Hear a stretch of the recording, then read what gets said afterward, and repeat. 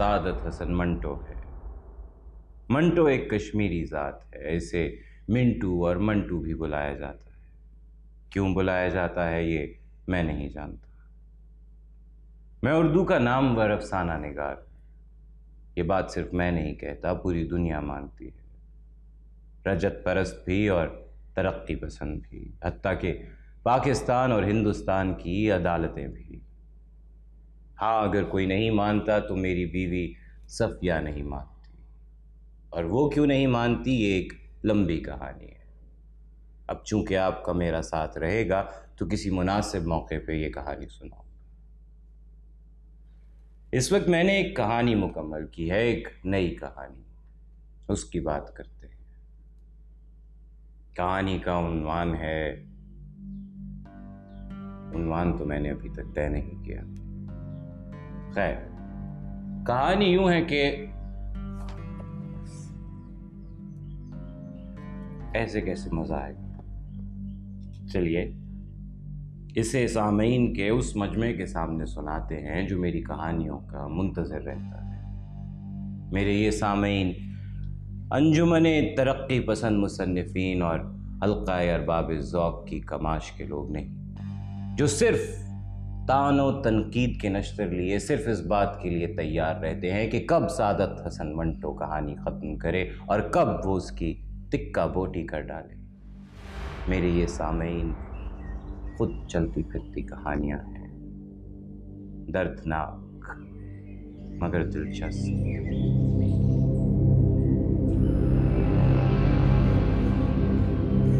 मंटू साहब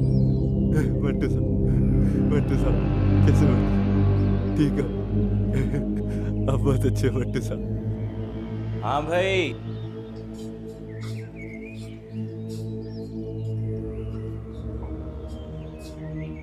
मंटो साहब हो गई। मंटो साहब हाँ हो गई कहानी, सुनोगे? सुनाइए। लेकिन कहानी सुनने के दौरान कोई बोलेगा नहीं, सब खामोशी से सुनेंगे। जैसे कहानी लिखना एक फन है, वैसे कहानी सुनना भी एक फन है।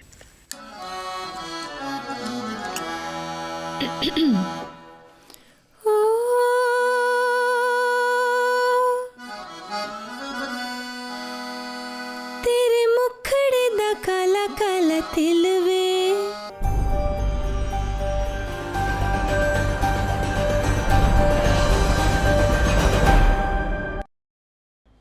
उन्वान है सियाह हाशिया। आप लोग सोच रहे होंगे मंटो यहाँ क्या कर रहा है। जी, आपने बिल्कुल ठीक पहचाना। ये लाहौर का गवर्नमेंट मेंटल हॉस्पिटल है। इसे उर्फे आम में पागल खाना भी कहा जाता है। मैं यहाँ किसी दौरे या मुशाहिदे के लिए नहीं आया। मैं यहाँ दाखिल अपने इलाज के सिलसिले में। क्यों? यकीनन अपनी मर्जी से नहीं आया, लाया गया हूं। कैसे? ये आपको शाम को पता चलेगा जब मेरी मुलाकात है। मंटो साहब, सब लोग इंतजार कर रहे हैं, जल्दी करें ना, कहीं मुलाजिम आ गया तो। हाँ भाई, मुलाजिम आ गया तो फिर तो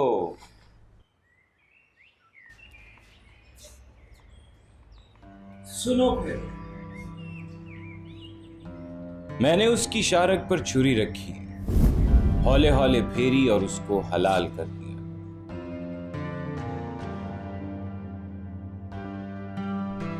ये क्या किया तुमने?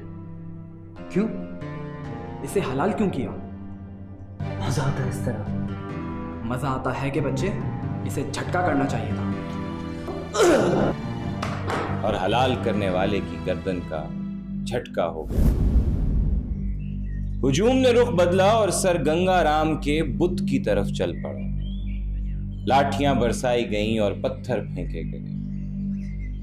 एक ने मुंह पर तारकोल मल दिया, दूसरों ने बहुत से पुराने जूते जमा किए और उनका हार बनाकर बुत के गले में डालने के लिए आगे बढ़े। मगर पुलिस आई, गोलियां चलना शुरू हो गईं। जूतों का हार पहनाने वाला जख्मी हो गया। चुनाचे मरहम पट्टी के लिए उसे सर गंगाराम अस्पताल पहुंचा दिया।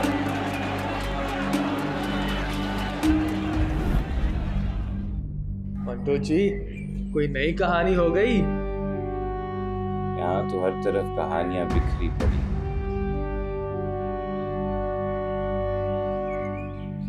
ये कहानियां नहीं, कहानियों का अंजाम है।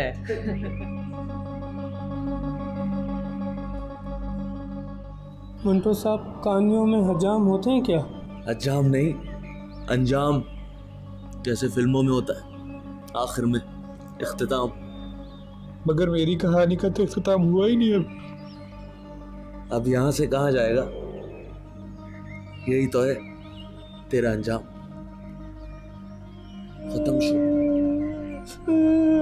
मुझे जाना है अपनी जीनत के पास, वो मेरा इंतजार कर रही है। यार, कोई किसी का इंतजार नहीं करता। ऐसा नहीं कहो, उसके तो मुझे खत भी आते हैं, ये दफ्तर वाले देते ही नहीं।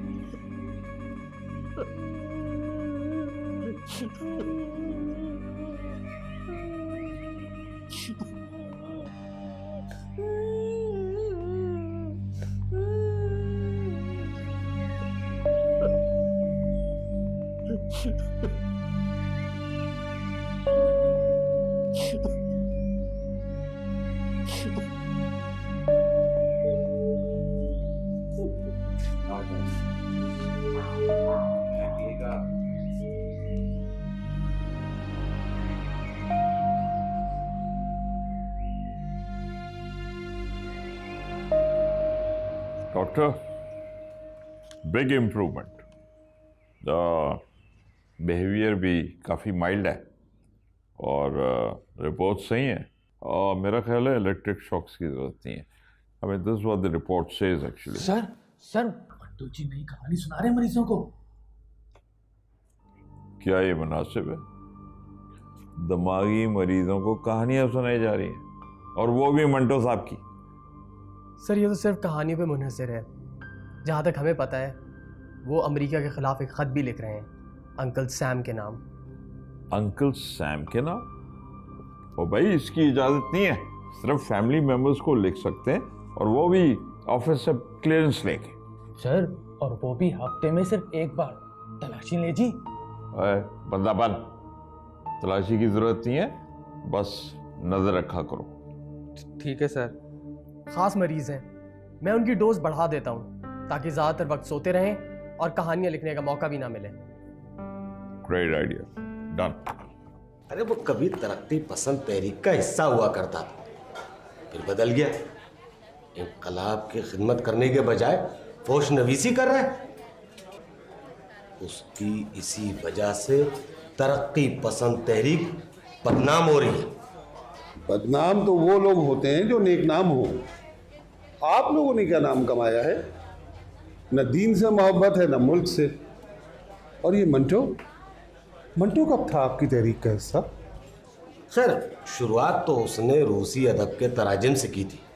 वो सोशलिस्ट बारी अली का शागिर्द कहलाता था। जैसा उस्ताद वैसा शागिर्द।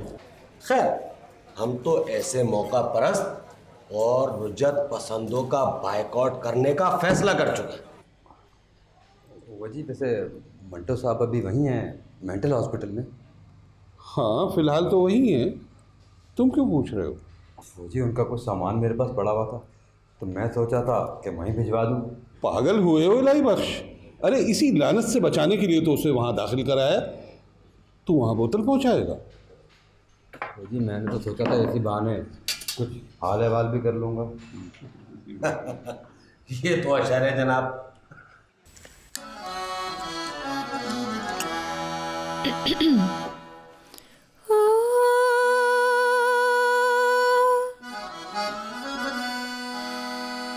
तेरे मुखड़े दा काला काला तिल वे,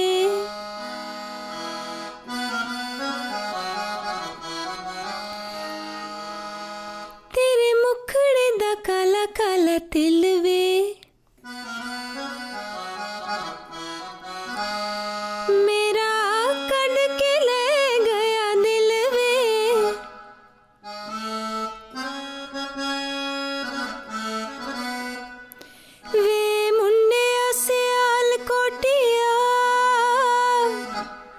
वे मुंडिया सियाल कोटिया।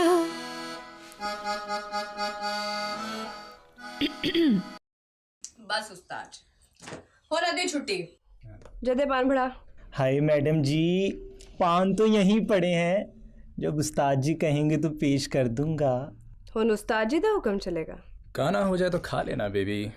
मेरा नशा टुट रहा, उस्ताद जी मैनू पान चाहिए ने। तुसी रिहर्सल करानी कि नहीं?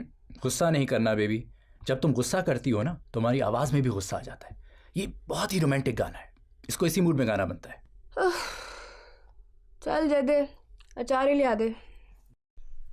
ला मोटर से लिया। और गाने वाले गाना गाने से पहले खट्टे से परहेज करते। तुम्हारी तो हर बात निराली। मैं तो हूँ ही निराली उस्ताद जी। चल चाय पिया दे। मैडम जी, आपको चाय और चाय की कमी है भला? जितनी मर्जी ले लें।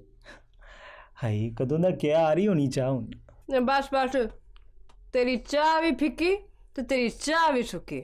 हाय मैडम जी, लो आ गई चाय।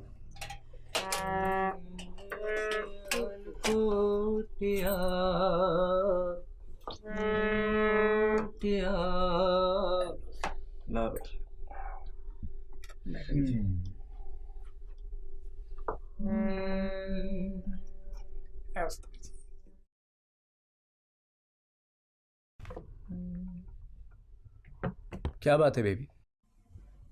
शौकत साहब से फिर झगड़ा हो गया? तो मामूल की बात है। फिरोज साहब बड़ा चक्के और हासिद इंसान है। मेरे पीछे जासूस छोड़े हुए उसने। खुद एक नंबर का ठरकी है। क्या नाम है उस एक्स्ट्रा लड़की का? हाय मैडम जी, निगत। हाँ निगत है। जब मैं दोनों फड़ लिया ना, मैं और दुर्गत करने की याद करेंगे।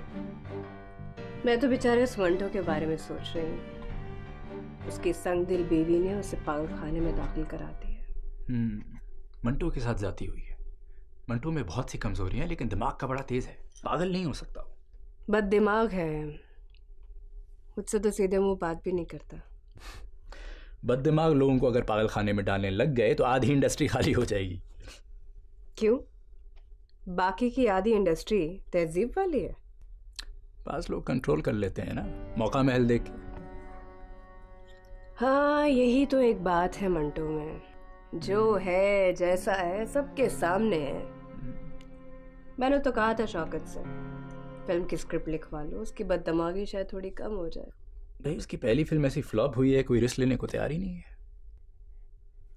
कि मैंने तो सुना है बम्बई में उसकी मिर्जा गालिब बहुत हिट हुई है। भाई बम्बई बम्बई है, लाहौर लाहौर है। क्या जरूरत थी उसे बम्बई से यहाँ आने की? भाई इस पार्टीशन ने तो बड़े बड़ों को आसमान से उठा के जमीन पे पटक दिया। हाँ, और बहुत सौ को पाताल से उठाकर आसमान पर लाके खड़ा कर दिया। खैर छोड़ो बेबी, शुरू करें? जी उस्ताद जी, करें शुरू।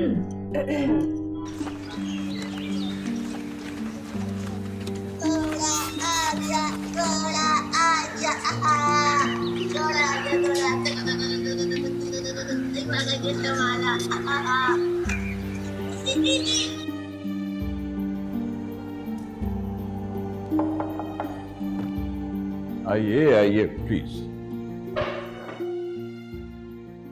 जैसे आप आज कुछ देर हो गई मिस मंटो। माफी चाहती हूँ डॉक्टर साहब, घर में कुछ काम था।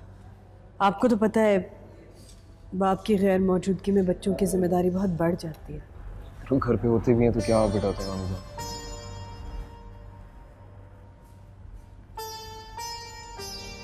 कैसी तबीयत है उनकी डॉक्टर साहब? पहले से बहुत बेहतर है, मगर ये इल्लत बहुत बड़ी है। कुछ टाइम लगता है जाते हुए। दवा वगैरह तो वक्त पे लेते हैं ना? ओह बिल्कुल बाकायदगी से।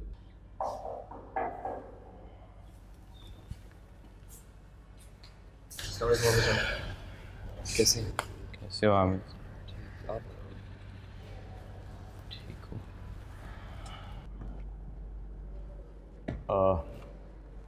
एक्सक्यूज मी, मेरा ख्याल है कि आप बात करें। मैं ज़रा कुछ चाय वगैरह भिजवाता हूँ, प्लीज़।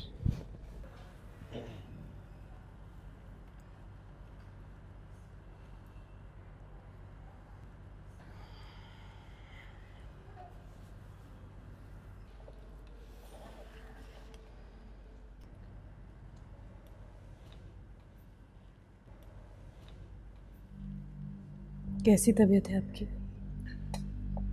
देख नहीं रही। डॉक्टर कह रहे थे बहुत बेहतरी है अब। जान दवा वगैरह तो ले रहे हैं ना बाकायदगी से? सेहत तो बेहतर लग रही है। खाना अच्छा देते हैं आपको? पानी अच्छा है यहाँ का। अस्सलाम वालेकुम जी।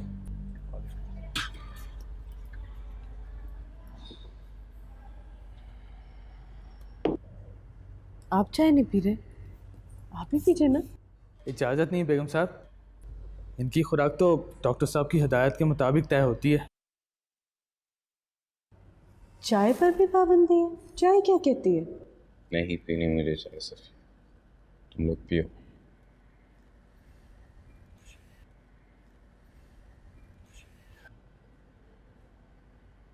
बच्चियाँ कैसी? अच्छी है, बहुत याद करती हैं आपको। मैं भी बहुत याद करता हूँ बच्चियों।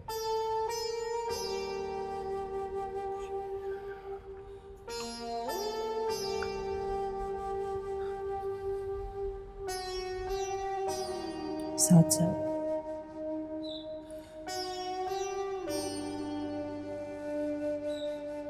आपको पता है ना, ये फैसला हमने कितनी मजबूरी में किया है, आपकी बेहतरी के लिए। मैं नहीं संभाल सकती थी आपको भी, बच्चों को भी। एक दिन इस फैसले के लिए आप हमारे शुक्रगुजार होंगे। मेरे वो दिन जल्द ही आएगा।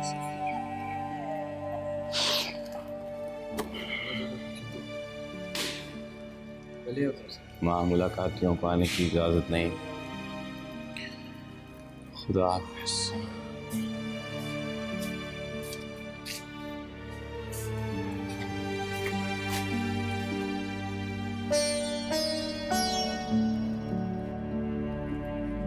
मंटो साहब, मंटो साहब, मंटो साहब, ठीक हो?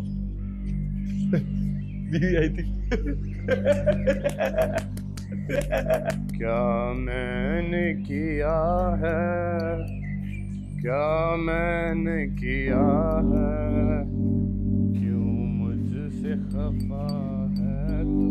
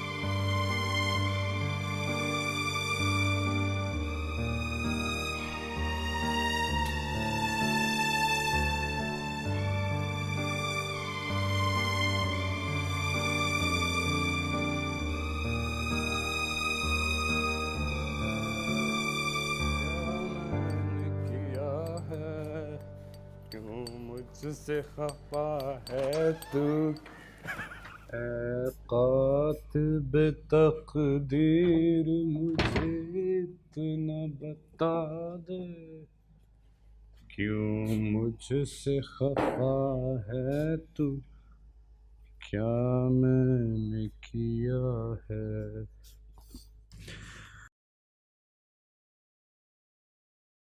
पीते हैं लोग रोज शब मुसर्रतों की, मैं मैं हूँ कि सदा खून जिगर मैंने पिया है, क्या मेरी खता है, क्या मैंने किया है, क्यों मुझसे खफा है तू, क्या मैंने किया है। ऐ कातिब तकदीर मुझे इतना बता दे, ऐ कातिब तकदीर, ऐ कातिब तकदीर।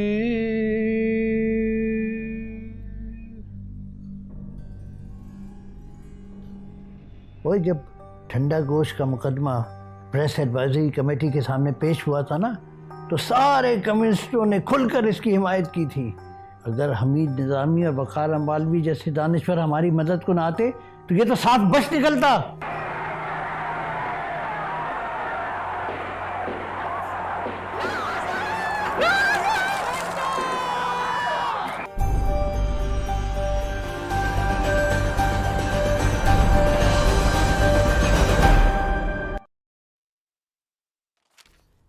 मंटू साहब की गाड़ी एक बार फिर चेक कर लीजिए सर, फिर कहीं कोई मसला ना खड़ा हो जाए। अब उनकी हर कहानी पर तो मुकदमा बनने से रहा, और ये तो फसादात के बारे में एक कहानी है, दिल पकड़ने वाली। ठंडा गोश्त भी तो फसादात के बारे में थी सर। वो कोई और मौजू था, एक वैशी जट की कहानी थी वो, और ये तो फसादात का शिकार बनने वाले आम मजलूम लोगों की कहानी है। मगर शिकार बनने वाले किस मज़हब से हैं और शिकार होने वाले किस मज़हब से, ये भी तो देखते हैं प्रेस ब्रांच वाले। तो मुझे चौधरी मोहम्मद हुसैन का कोई कारिंदा लगता है, जिसकी ज़िंदगी का मकसद मंटो को मुकदमात में घसीटना और उसे रुस्वा करना है। वो तो अजीब बस्ती है सर, सुना है ऐसे ऐसे मतलब निकालते हैं शायरी और अफसानों से कि लोग दंग रह जाते हैं। खैर इन दोनों तो वो बीमार हैं, चलो जाओ काम करो। हाँ खुदा बख्श। जी चौधरी साहब, ये मेरी ज़िंदगी का मिशन है कि माशरे के इन दसते हुए नासूरों को जड़ से उखाड़ फेंकना। है जी सूर को जी? है जी, मैं आपकी बात नहीं समझा जी। ओह खुदा बख्श, सूर गई, नासूर नासूर। ओह अच्छा जी अच्छा। ये फैश नवीस, ये माशरे के नासूर ही तो हैं जो हमारे नौजवान बच्चे बच्चियों के जहन को गंदा करते हैं। ये बीमार जहन के लोग हैं, और खुदा बख्श मुझे फ़ख्र है कि मैंने अपनी सारी ज़िंदगी इन अनासिर को बेनकाब करने में गुजारी है। बिल्कुल जी चौधरी साहब जी, वही नासूरों में से एक नासूर है ना जी, वो सादत हसन मंटो, इन दिनों जी पागल खाने के खाक छान रहा है जी। बिल्कुल बिल्कुल। खुदा बख्श, खुदा की लाठी बे आवाज़ होती है। ये सादत हसन मंटो एक कम्युनिस्ट हमारी इस्लामी इक़दार के ख़िलाफ़ है। ये तो पाकिस्तान बनने का भी मुखालिफ था। पर चौधरी साहब जी, वो हिंदुस्तान छोड़ के लाहौर नहीं आ गया था जी, बल्कि हमारे मकबरों के हिसाब से तो जी वो यौम आज़ादी वाले दिन वो बड़ी झंडियाँ शंडियाँ लगाता है घर में जी, और दिए शिए भी जलाता है। ओए खुदा बख्श, सब ढोंग है, ये कम्युनिस्ट होते ही ऐसे हैं, ऊपर से कुछ अंदर से कुछ। वो अमरूद नहीं होता, ऊपर से पीला अंदर से सुर्ख है।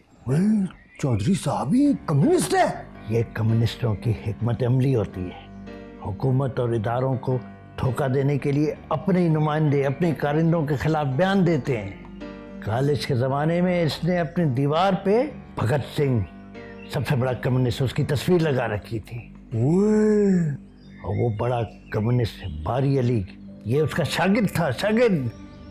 वो जब ठंडा गोश्त का मुकदमा प्रेस एडवाइजरी कमेटी के सामने पेश हुआ था ना, तो सारे कम्युनिस्टों ने खुलकर इसकी हिमायत की थी। अगर हमीद निज़ामी और वक़ार अम्बालवी जैसे दानिश्वर हमारी मदद को ना आते तो ये तो साफ बच निकलता।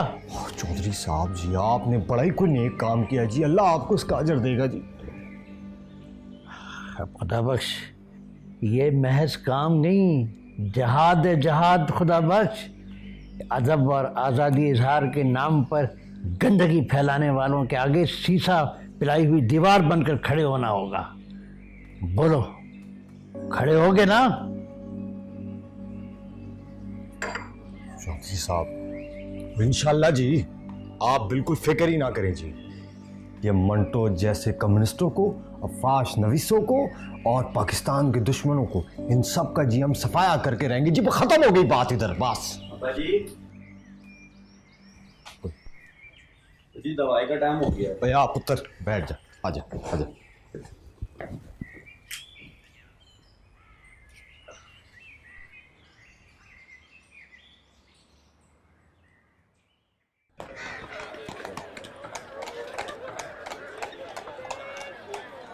कोई फर्क नहीं पड़ने वाला, देख लेना। उसने वहाँ भी कोई रास्ते ढूंढ लिए होंगे। वहाँ बहुत सख्ती होती है, डॉक्टर हर वक्त राब्ते में रहते हैं। वैसे तो बहुत बेहतर है, बस कुछ नाराज से। नाराज? उल्टा हमसे नाराज है? अरे नाराज तो हमें होना चाहिए। मेरी बेटी की तकदीर खराब कर दी उसने। अच्छा मामा जी, मेरा तो ख्याल है कि तुम उसे मुस्तकिल वहीं दाखिल करा दो। ये उसके लिए भी अच्छा होगा और हम सब के लिए भी। अच्छा मामा जी, बच्चियाँ सुन रही हैं। तुम क्या समझती हो, बच्चियाँ नहीं जानती कि उनका बाप उनके लिए किताबें और खिलौने लाने के बजाय शराब की बोतलें घर भी लेकर आता है, खून की उल्टियाँ करता है। अम्मी भूख लगी है। अच्छा बेटे, मैं बना। अरे आप आ गई आपा? हाँ आ गई। साथ भाई कैसे हैं आप? बेहतर है पहले से। हामिद भी तो शहादती का भांजा है, किस जिम्मेदारी से हर काम करता है। वाह मेरे मौला, दोनों बेटियां एक ही घर में ब्याही हैं, लेकिन एक का नसीब कैसा और दूसरी को कैसा। मैंने खीर बनाई है। हाँ मैं भी बच्चों के लिए खाना पका दी, आ जाओ। ऐ दिल मुझे ऐसी जगह ले चल जहाँ कोई न हो अपना पराया, मेहरबां ना मेहरबां कोई न हो। ऐ दिल मुझे ऐसी जगह ले चल जहाँ कोई न हो। क्यों याद कर कर के रोता है उसे, भूल जा ये सब बेवफा होती। वफाशार बीवियां नहीं होती। अगर इस दुनिया में वफा नाम की कोई शय बाकी है तो उसे वीरानों में ढूंढ, खराबों में तलाश कर। मैं खानों और कोठों पे मिलेगी तुझे।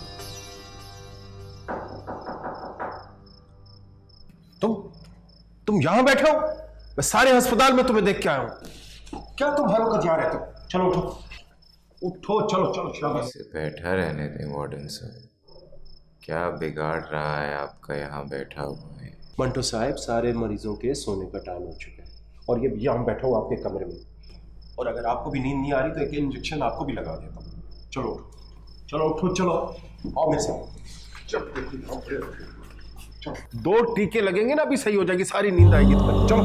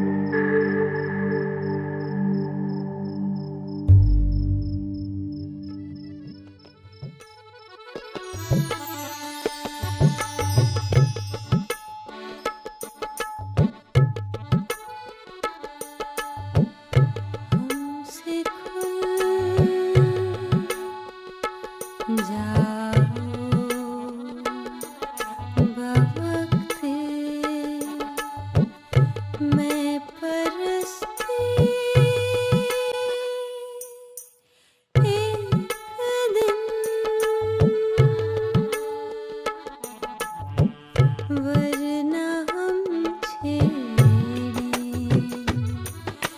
रख कर उज़रे मस्ती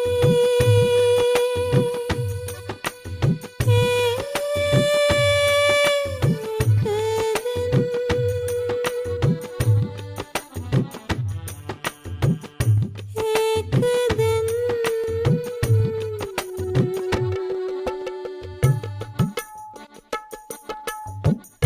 हमसे खुल जाओ बवक्ते मैं परस्ती एक दिन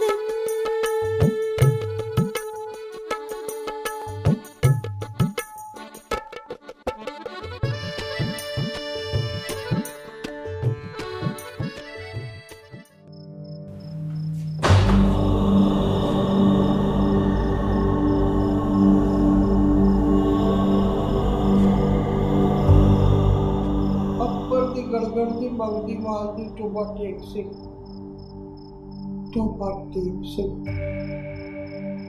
टोबा टेक सिंह। तुम कौन हो? आज से पहले तो नहीं देखा था। टोबा टेक सिंह किथे है?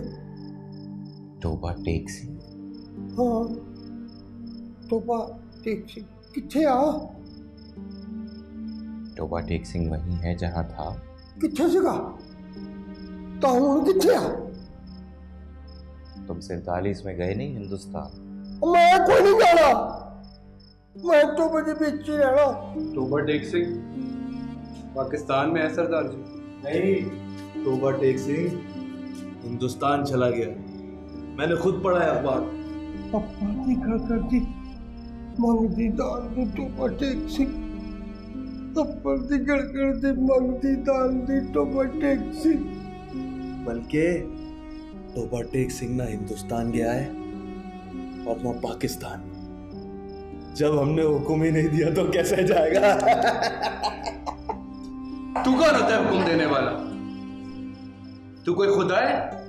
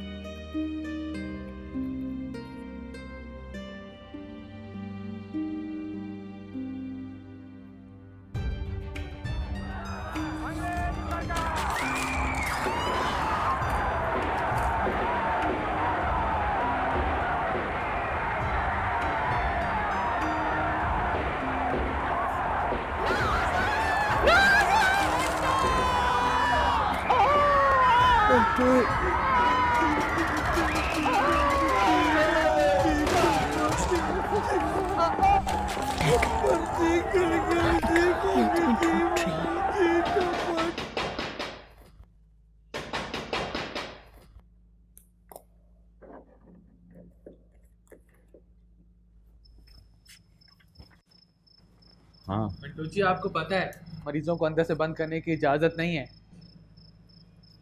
याद नहीं रहा था। ठीक है।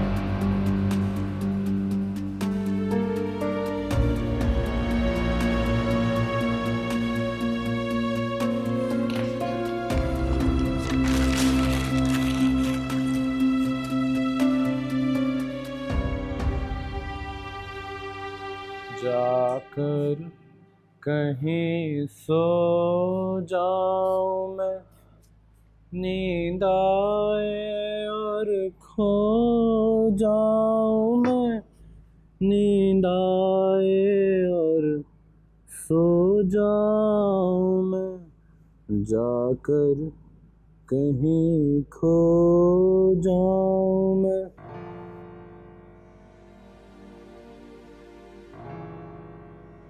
दिन तो इस पागल खाने में किसी न किसी तरह गुजर ही जाता है। मेरे ये साथी जिन्हें ये दुनिया ज़हनी मरीज कहती है, मेरा दिल बहलाए रखते हैं। हर किसी के पास एक कहानी जो सुनाई जाने के लिए, बयान किए जाने के लिए बेताब है। इन सब के पास बहुत सी अच्छी यादें हैं जो इनमें जिंदा रहने का जज्बा जिंदा रखती हैं। इन सब के दिलों में हमदर्दी, इंसानियत और सच्चाई और एक दूसरे की मदद करने की ख्वाहिश कायम है। यहाँ मौजूद मुश्तंडे किस्म के गार्ड और पहरेदार इन्हें मुख्तलिफ कवायद और कवानीन का पाबंद रखते हैं, मगर शाम ढलते ही सब कुछ बदल जाता है। दिलों में छुपे हुए दर्द नमूदार होने लगते हैं, आंखों में रुके हुए आंसू टपकने लगते हैं। आप सिसकियों, गीतों और आंसुओं की शक्ल में तमाम गम, तमाम दर्द, सब रुकावटें तोड़कर बाहर आ जाते हैं। इन सब के शोर में मुझे अपना गम, अपना दर्द नजर ही नहीं आता, सुनाई ही नहीं देता। लेकिन जब रात गहरी होती है तो बहुत भारी हो जाती है। जब इनका शोर छटता है तो मेरे कानों में मुख्तलिफ पुरस्रार आवाजें गूंजने लगती हैं, ऐसे जैसे कोई मेरा नाम ले रहा, मुझे बुला रहा। मैं मंटो।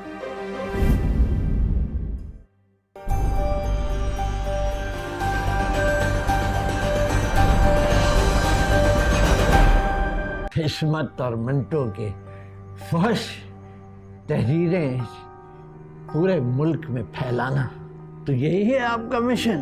वो गंदगी से नहीं, गंदगी में धंसे इंसानों से हमदर्दी जताते हैं। बड़ा कमबख्त है ये मंटो, किसी चीज का लिहाज नहीं रखता, सब साफ साफ कह देता है। इन सबको एक एक करके लाइन में खड़ा करके डंडों से मारो, लाठियां बरसाओ इन पे, लेकिन ये नींद के इंजेक्शन और बिजली के झटके इनके रोग का इलाज नहीं है। सादत हसन मंटो शुरू से ही सनसनीखेजी और जिन्स परस्ती की तरफ माइल रहा है। वो रजत पसंद सोच का नुमाइंदा था, है और रहेगा। आज तो आने का पता नहीं था, इसलिए अब हम कल चलेंगे और बहुत सी शॉपिंग करेंगे, ठीक है?